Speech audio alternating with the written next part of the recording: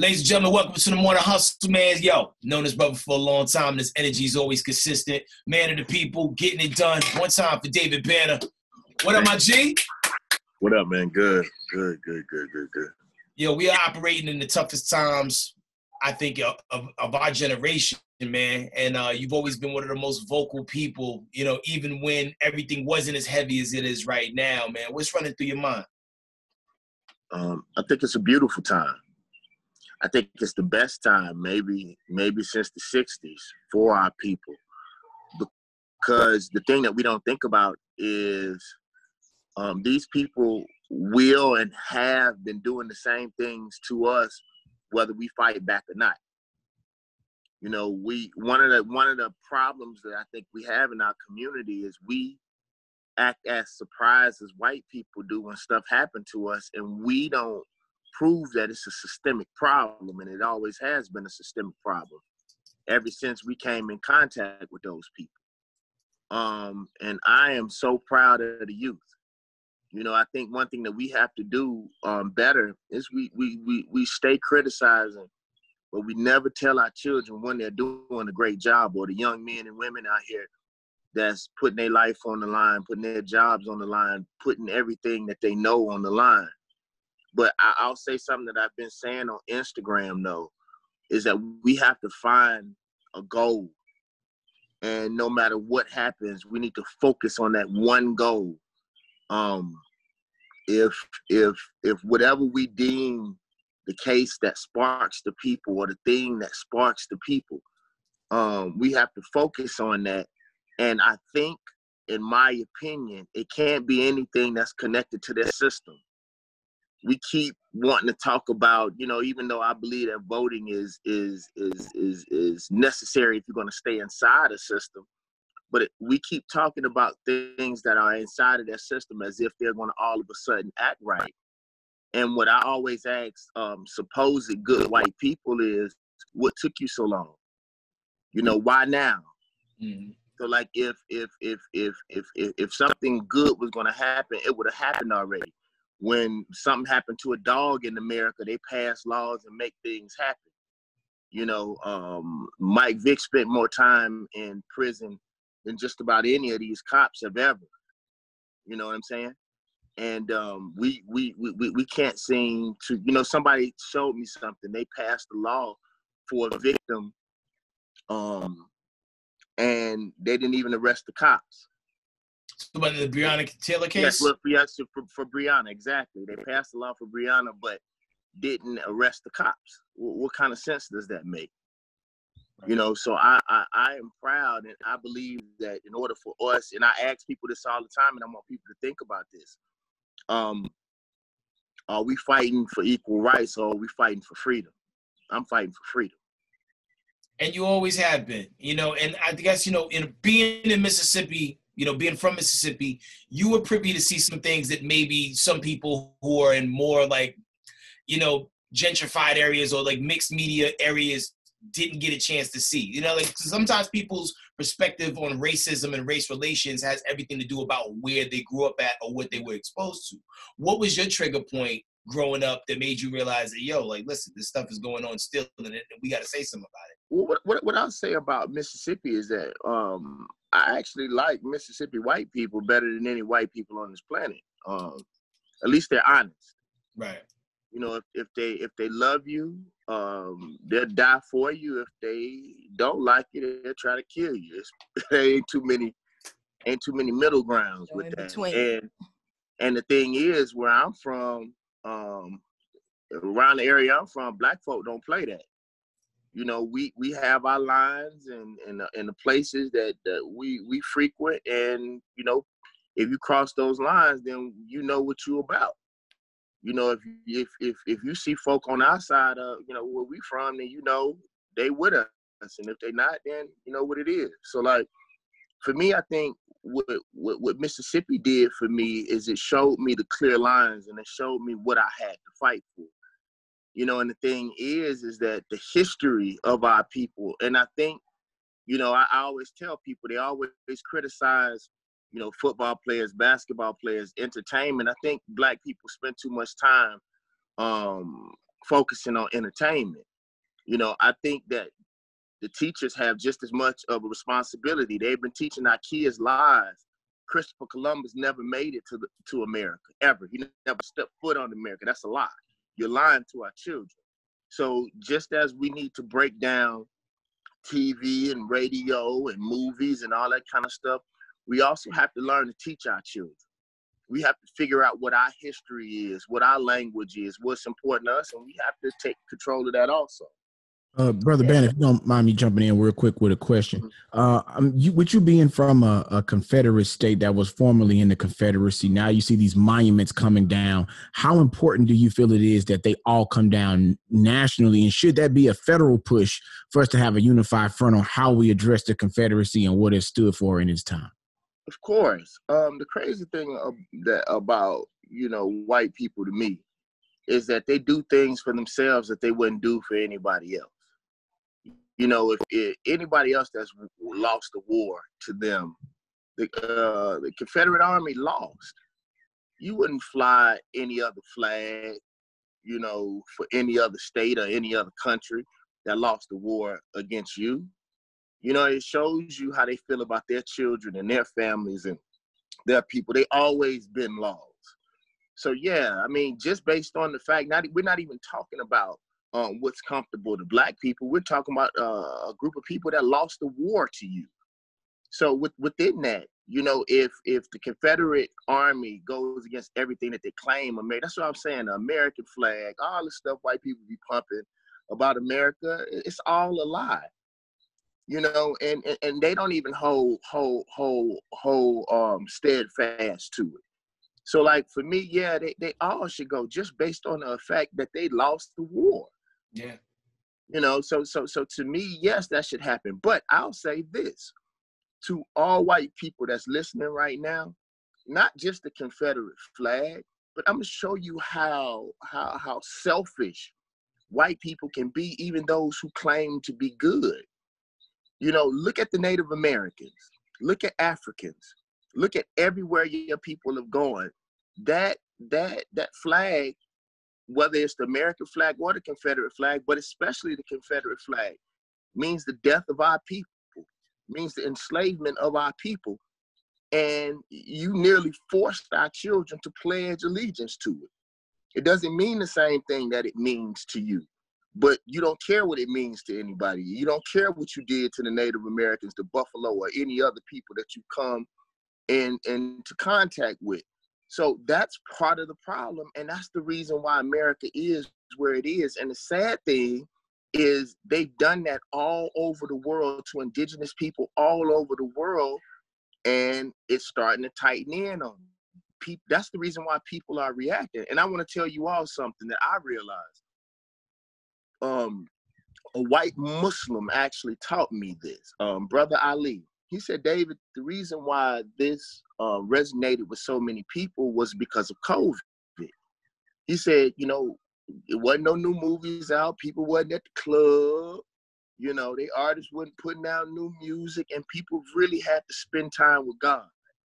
People really had to spend time with their families. So when what happened to George happened, it happened at a time when people were actually clear for the first time. And people were able to say, like, man, that is messed up. And for Black people, we would say, like, this is what we've been telling you all the time. Mm-hmm. But if y'all ready to ride, let's go. Indeed. Hey, David Benner, hi, Angie Ange here. I wanted to ask you about a recent post, because I think one of the things I love about following your page is you give us things to think about. You give us perspective. And one of your recent posts was about standing and kneel versus kneeling, and also the way that we speak to ourselves, the way we speak on ourselves. So in this time where I think, like you said, direction, there's a need for direction and agenda, but on personal levels, I think that it's important, the speech and the symbolisms that we're putting out there. Can you speak a little bit to what you would say to people that are trying to make change? They want to create change. They don't know how to do it. And again, we just using hashtags. We're saying stuff. We're kneeling and not really knowing how that's affecting our inner selves. Thank you, Angie. I appreciate that question, because I actually my staff came and brought me some more stuff after I said that. I practice something that's called the law of attraction. And within the law of attraction, the belief is that the universe doesn't know the difference between good and bad, only what you desire the most. So if you're kneeling, you know, I ask people, when you kneel, what does that mean? And most people would say that's reverence or submitting to something. In that case, God. Even in football, when you kneel, that means that you give up. That means that you can no longer go forward, that this is where you submit. So if you are protesting, one of the things that people don't understand, to say that you're having a peaceful protest is an oxymoron within itself. It's a contradiction in terms within itself, because the purpose and the rationale and the reason why you protest is to make somebody uncomfortable. I wish me and Headcrack were having a confrontation and he would kneel to me. Oh boy. You punched in the top of your head. Yeah, like, if you know a Headcrack and me and you were having a confrontation and I kneeled in front of you, it lights out. You know? So in saying that, like, at telling somebody that and this and again, it's no criticism, is asking for equal rights, asking for people to be civil, telling people you can't breathe. They know you can't breathe. Mm-hmm. That's why they do the things that they do. So you are not a slave. They are not your God. They are not supreme to you. I am working on it now to stop saying white supremacy. Mm. They're not supreme to me. You know, so we have to stop taking the subservient position and stand. Stop kneeling and stand. Nah, you couldn't have put it better than that, man. Yo, in addition to everything you're doing, like, you know, on the forefront, you know, I always admire your business acumen. You know, you're always putting people onto something new, something dope, investments. I know you was doing the thing with the water for a minute. You know, 2020, you know, different things are priorities now. What should we be looking into as a people to maintain or increase, you know, I guess, you know, the things that are going to keep us afloat, you know, for the next 10, 15 years? Well, let me tell you something. I was going to do a post yesterday and I decided not to put it up, but I'll give it to you guys. And I want to say something again, really quick. I told Ricky this, man, and I want to tell you this, Headcrack, man. When I got into the fight with the police in DC, you and Ricky were the only people that took my or gave me the benefit of the doubt, bro. And I'll never forget you all. And I'll always be in debt, because that was a very hard time for me, man. And you guys took up for me. And the crazy thing was that because I had to go, at that time, I thought I was going to have to go to trial. I had to go to court. I couldn't say anything until the court day. And you all held me down for 3 months while everybody took shots at me, you know, and it's so hard to fight for your community. And then when, you know, it looks like something is wrong, a lot of people that you've confided in and helped build their platforms, they then turn their back on you. And you guys didn't do that. And I thank you. And Bill and Ann, since y'all are part of the family, that goes to you all too. Yeah. But what I'll say is this. Again, like I told you all before, if anything that we're asking for, if it's a part of this system, then it is flawed. The system was not built for us. It was built on top of us. So we need to be moving towards building our own schools, creating our own platforms. One of the things that I did, and people don't know this, I was independent 10 years before I ever told anybody. I went to Steve Rifkin, and I respect Steve Rifkin for this. I told Steve Rifkin, like, I can't be you, signed to you. And he looked me in my eyes and said, are you sure? And I said, yeah. And he let me go that day. And I was just quiet, because I know how most Black people feel about the word independent. And you know, a lot of times when we look at our own, when we look at our own businesses, if it's not connected to a white person, then we don't think that it's worth it. And we have to kill that mentality. So we have to build our own schools, build our own businesses. And I did that. I said, I'm no longer going to blame the man. I'm going to blame me. So I cut my ties in every way. We started my own clothing company. I started shooting my first full-length feature film. We score video games. We score movies. I stopped looking at, what white people don't do for our people as something that they're doing wrong, and looking at it as something that I need to create. People always ask me who one of my heroes are, and I never get a chance to really tell him this, but Ice Cube is the greatest example to me of freedom. People didn't believe that he could be an A-list star and that he could hold movies, and he knew that he could. So he created his own movies and shot his own movies and dictated the way that people not only just looked at Black men on the West Coast, but Black men in general.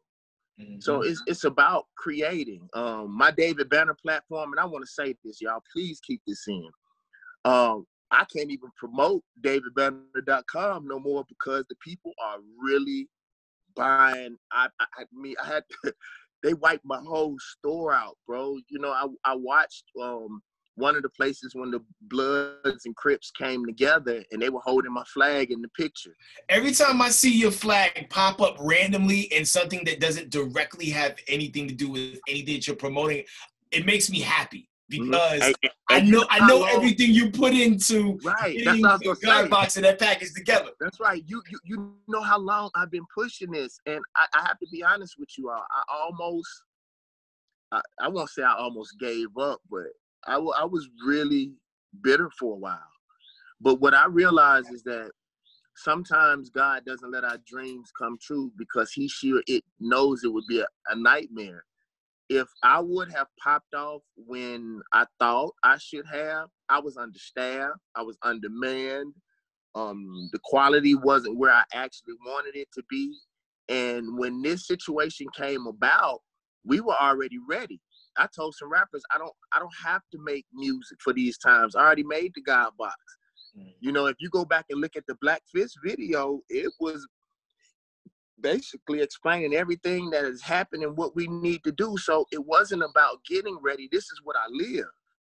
So now that the world is opening up through COVID and people's eyes are waking up and their spirits are waking up, we were already there. And I am so grateful and humbled that people have been seeing the work that I put in. And I thank y'all, bro. And man, a lot of times we talk to people, because the conversation about reparations comes up a lot. Mm-hmm. And everybody has their own idea of what reparations should be. What does it look like, in your view? Well, President Obama gave the descendants of Jewish people who were affected by the Holocaust $12 million. A lot of people don't know that. And I always wondered why he didn't do something for the Holocaust that his people went through, but that's neither here or there. Do I believe that we deserve reparations? Hell yes.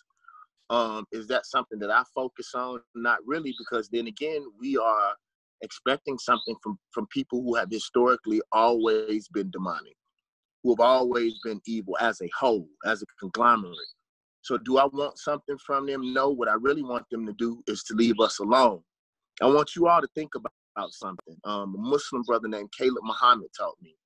What happens to a highway if you don't maintain the grass, if cars don't roll on it? Anything on this planet, if you left it alone, what does it turn back into? The grass. Right. Goes back to the earth. Right, it turns back into a forest.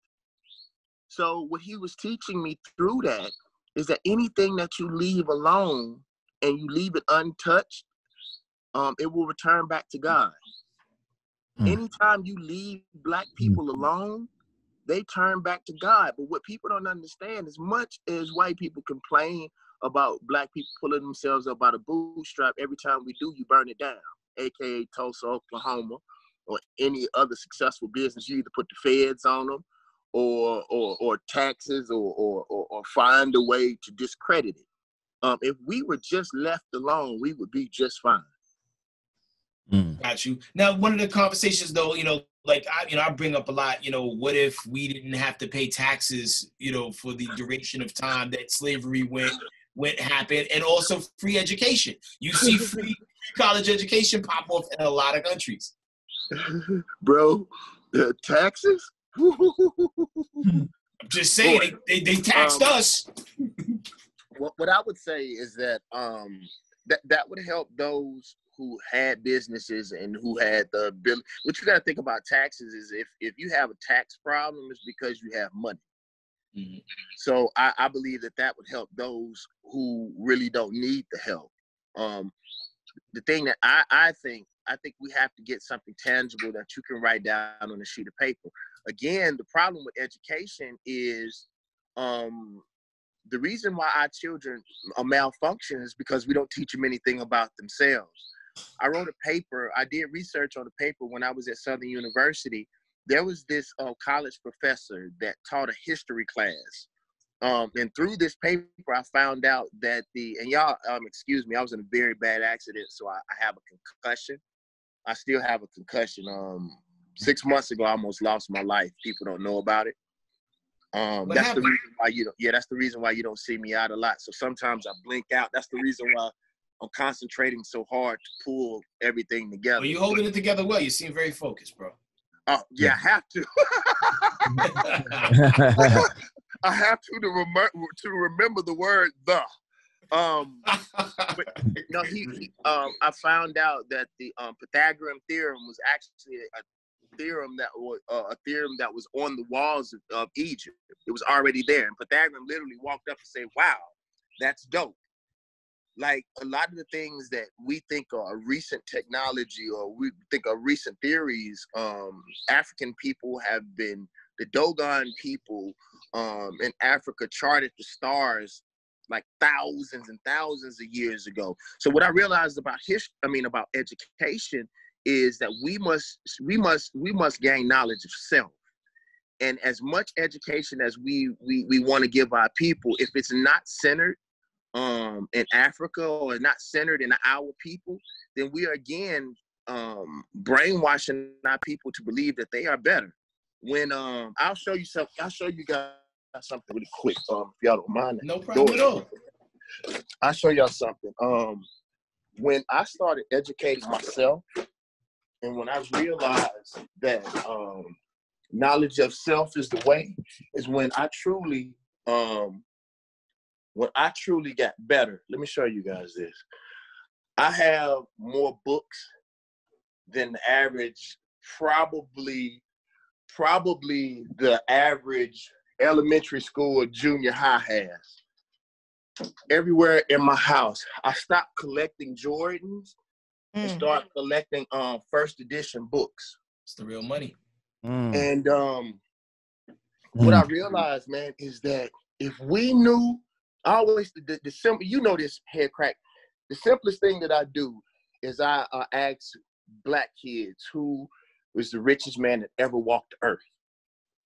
And then they'll say Bill Gates, they'll say all of these different people. And I say, no, Mansa Musa. Mansa Musa was an African man. Like literally, he almost bankrupted Europe by walking through, throwing money, period.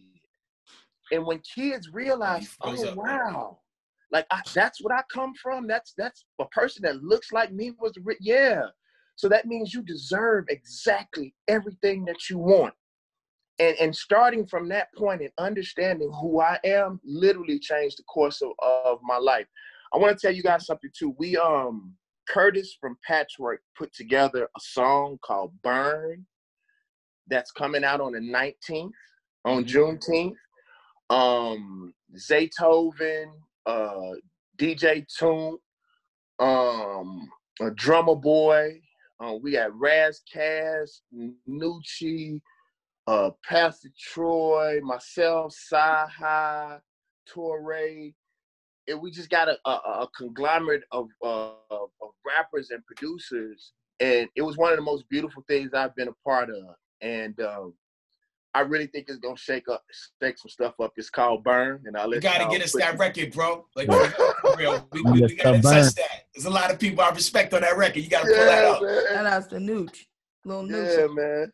David Banner, before we roll, man, since you've got this wall of books, this library, essentially, for people who are just getting started on that journey, or who have been encouraged by you to, know yourself, learn yourself, what suggestions for beginners? What are some of your suggestions? Maybe 3 books that people should start off with. Oh man, so I'm crazy that you say that, man. God works in the right way. This is actually the book that I read in 11th grade. It's called From the Browder Files. This is the actual book that changed the whole course of my life. It's From the Browder Files. Trying to pull that up right now, so go order it. Yeah, what I would tell you is that that book changed everything about me. And it's funny, Anthony Browder stays in D.C. and he's now a friend of mine. I like to call him a mentor, and literally changed the course of my life. Y'all have to look him up. He has this. I actually have it here. He has this timeline, and I wish I could show it to y'all, because if I pull it out, it actually reaches all the way across this house. And the timeline, if you go to the David Banner podcast, and y'all please support our podcast, go and subscribe to it. It's on YouTube and everywhere that you can get podcasts. But I had Anthony Browder, and on his timeline, it stretches all the way across my house. But as far as you can reach your hand out, that's white. That's our history with white people, and the only history that they teach us. But we existed hundreds of thousands of years, or at least 100,000 years before white people ever existed on this planet. He talks about that a lot. Another book I would possibly say, the books that started me off was From the Browder File by Anthony T. Browder, Malcolm X autobiography. I like easy reads for people who first start off, because I would actually say a book that helped change my life was Black Skin, White Mask by Frantz Fanon. But it's not an easy read. It's not an easy read. It's not an easy read for me. Some people can handle it. I think we can handle it. But but we got to start somewhere. And that book, the first book you mentioned, The Browder Files, is available on Amazon. You can grab that down real quick and easy. And the cool thing is, man, you were putting books like that in your God box. And giving it to people, man. Like, you've always been a man of the people. Yo, Dave, message to the people, Marcus Garvey, absolutely. What else is in the library?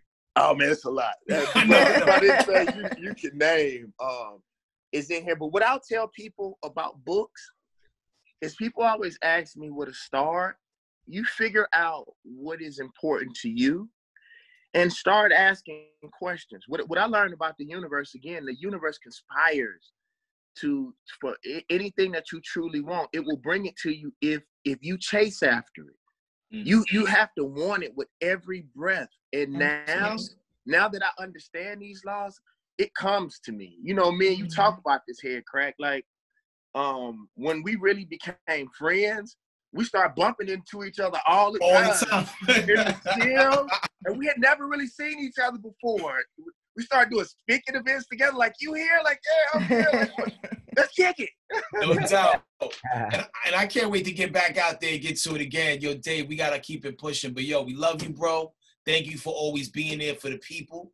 Thank you always for, just lending your talents to the world, man, and not keeping secrets. A lot of people who know the things they would keep it to themselves and use that to just advance themselves. But you've always tried to make people better through what you do, man. We appreciate you for that, brother. Let me say one last thing before we leave. I said this before, and I think it's so important, and I think people are missing it. Guys, we have to figure out. I try to stay military minded. And I asked a couple friends of mine who they fought in real wars. And I say, bro, do y'all stay at war for a long time? And it's like, no, we find our goals and we go and handle that. Because the longer that you stay out on the battlefield, the more problems you will have. So I'll say, if justice is truly what we're looking for, well, we have to go to where that is. We have to figure out what the goals are and exactly what we want. and stay focused on that, because I want you all to think about this, and I don't even want to answer, and we'll talk about this next time. From Emmett Till all the way to George, name one major case that we've seen all the way through. There is none, because I researched it. If it would be smart for them to start picking off more of us, because we run to wherever their cameras are, and we never finish one thing ever. I feel like that's what's happening now, David. I feel like, you know, as soon as we like wrap our brain around one thing, something else happens. Like I was mentioning earlier this morning, the guy who like ran out of his car, the cops were chasing him, they shot him, he said, look, it's gonna be a closed casket, homie. We have to look his name up because we don't remember it, because so much other stuff has happened since then. It's a constant overkill, literally. We have to focus. We gotta focus. Hey, Boogie, Billy, Headcracker, I appreciate y'all, man. Much love, King. Yo, be safe, man. Keep blessing the masses of Banner Vision. Also, be sure you subscribe to the podcast, and please be sure you send me that record once it's done. We'll do, bro. Burn joint, all right? One time, y'all. David Banner. Yeah. And day to day. We are the Morning Hustle.